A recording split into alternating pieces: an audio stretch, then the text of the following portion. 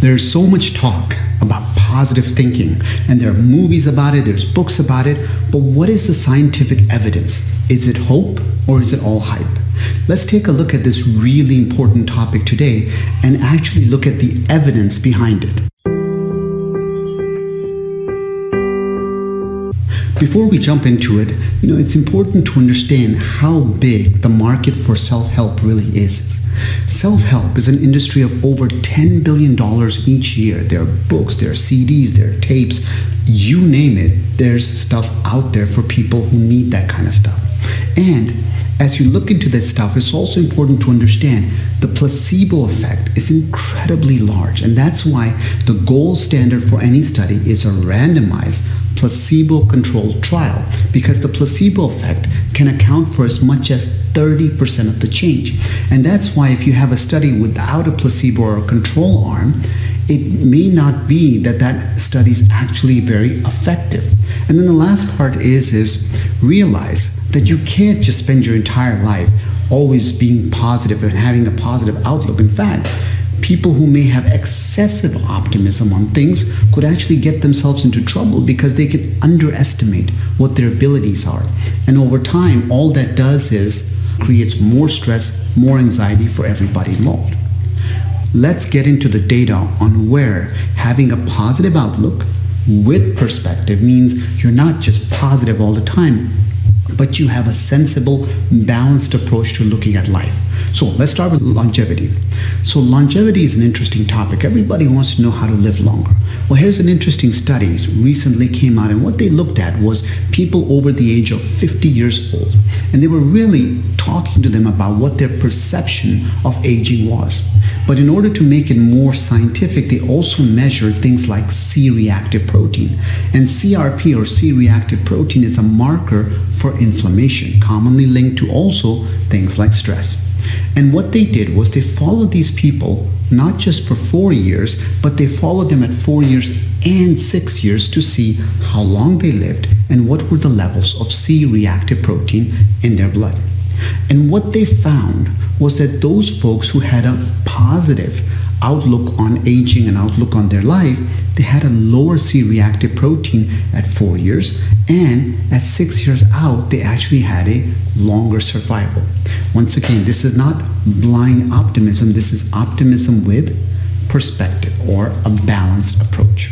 Let's talk about heart disease. Now, in a fascinating study, they looked at healthy siblings of people who actually developed early onset heart disease.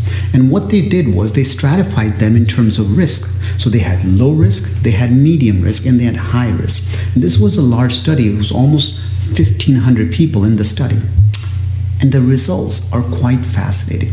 So first off, those who had the best or most positive outlook on life, once again, not excessive, balanced optimism on life, they actually had 33% lower risk of developing heart disease.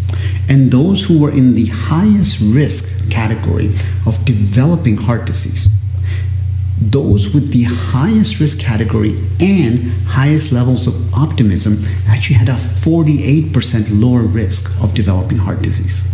In other words, if you have high risk factors, how you think about yourself, how you think about the world, how your outlook is on life in general, plays a big role in your overall health, and according to this study, especially in your heart health. Now, what about immune response in the immune system? Well, this was another really interesting study. They got 124 first-year law students. And what they did was they studied them 5 times over 6 months. And the study was interesting because, for one thing, they were asking questions about how optimistic they felt about law school. But more importantly, they injected them with a material that would essentially cause an immune system response, so they would get a bump on their skin. So in other words, the stronger the immune system, the quicker it would attack this foreign substance, the bigger the bump would be. And that's how you would tell as a surrogate for how strong the immune response was. So what did they find? Well, participants, and remember, they repeated this several times, so participants who were more optimistic about how they were doing specifically in law school, they had a stronger immune response, so a bigger bump. versus those who were pessimistic about how they were doing in law school. Their immune system was actually weakened, and the bump took a lot longer to occur and wasn't as large. So in other words, how we feel about our outlook on things affects what our stress levels are and affects our ability to catch things like the common cold. So all of that relates into how our outlook is on life. Now, one of the most important things is memory. And we know that as we get older, it happens to everybody, our memory is going to go down. But how does positive outlook play into this? So there's a 9-year longitudinal study, which means they follow these people on for 9 years. And it was almost 1,000 people. These were all middle-aged and older adults. And this study occurred from 1995 to 2014. And what they did was, as they would go ahead and bring them in for testing, which occurred in 1995 to 1996, 2004 to 2006, 2013 to 14, they would assess what their range of emotions were in the last 30 days, and they would give them memory tests. And so what they found was a very interesting phenomenon as well. Once again, those who had a higher positive affect or positive outlook on life, they had less memory declines over 9 years.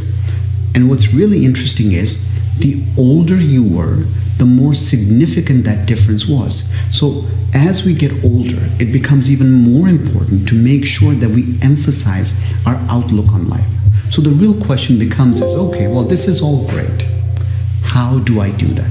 And the answer to that question is the self principle: sleep more, move more, love more, and eat a whole foods plant-based diet is built around the concept of creating a positive outlook on life. But you can start very simply by practicing gratitude. Thank people more often. Do a little bit of meditation in the morning, just a couple of minutes, build up to 5 minutes. Just those 5 minutes of meditation can have a tremendous impact on the rest of your day. Exercise, it's a great stress reliever, and it's a way to change how your outlook on the day is going to be. These simple things, sleeping, exercise, love, and food, are the foundations for what helps us to create a positive outlook. Thanks so much for watching. Please don't forget to share, like, and subscribe, and I'll see you next time.